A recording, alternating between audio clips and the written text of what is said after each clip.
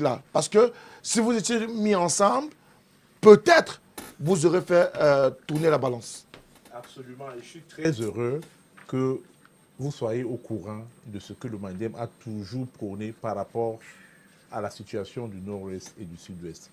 Je trouve indécent et même révoltant d'entendre le président Kamto dire des choses comme la résolution de la crise anglophone. Mais il peut le dire. Pourquoi?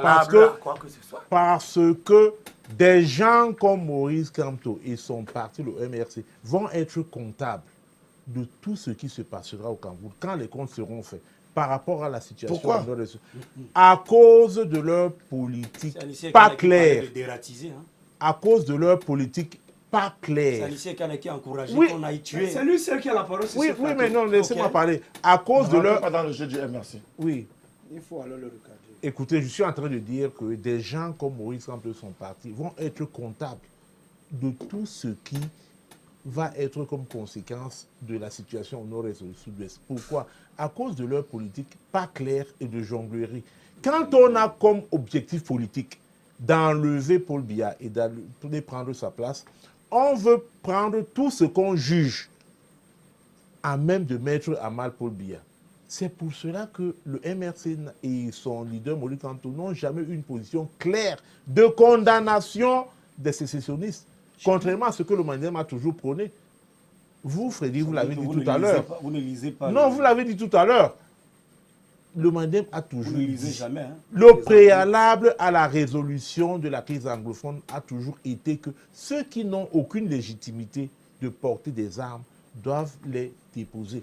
Le discours ambigu du MRC de Maurice Kamto a toujours été comme si, et ce discours est dangereux parce qu'il participe de la manipulation du petit peuple. Le petit peuple pense que des colonnes de véhicules se sont déportées un jour de Yaoundé pour aller tuer les gens, de pauvres gens qui n'ont rien fait. Leur discours n'a jamais été de clarifier au petit peuple qu'il y a des gens qui se sont levés, qui ont pris des armes pour dépêcher le Cameroun, et l'armée est dans son rôle régalien de rétablir l'ordre et de protéger l'intégrité du territoire. Écoutez, jusqu'à hier, qu'est-ce que Maurice Kamto dit? Maurice Kamto cite 3 faits du nord-est et du sud-est. Il parle de Ngabou, une bavure militaire reconnue par l'armée et l'État que effectivement des militaires ont fait une bavure.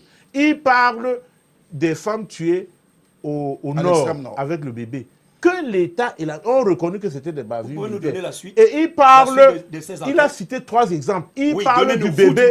Donnez-nous la suite. Il parle de... Laissez-moi parler. Mais qui le répond? Non, laissez-moi parler. C'est pas vous qui posez Il a donné 3 exemples. Il a parlé de Gabou, il a parlé du Nord, et il a parlé du bébé, je crois, à Manfé, ou un truc de ce genre.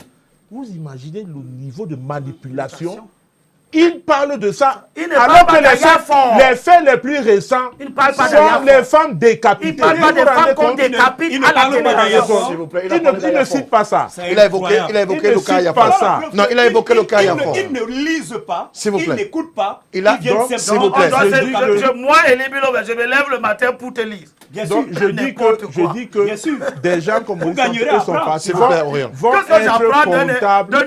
être comptables de tout ce de toutes les conséquences qui découleront de la crise au Nozo. Je n'ai pas fini. Très rapidement, s'il vous plaît. Je dis, vous connaissez la position du Mandem. Si tous les partis politiques, si tous les leaders, et le jeu trouble de Maurice Kamto, c'est le même jeu trouble de SDF. Et comment on appelle les autres, les ONG et tout ça, ce que nous appelons, madame, les perroquets de la communauté internationale, qui veulent faire le jeu de la communauté internationale pour dire que tout va mal au Cameroun, qui ne se sont jamais levés pour dire que mais non, il y a des individus qui se sont levés et qui ont pris des armes, et cela a entraîné une conséquence de toutes les bandes armées, des bandits qui font des rapts et tout. Alors, je rappelle que nous sommes en live. Et quand on pense que ça fait du mal à Biya, on les soutient de manière claire ou implicite. Avant de donner la parole à Beldimbi Lobé,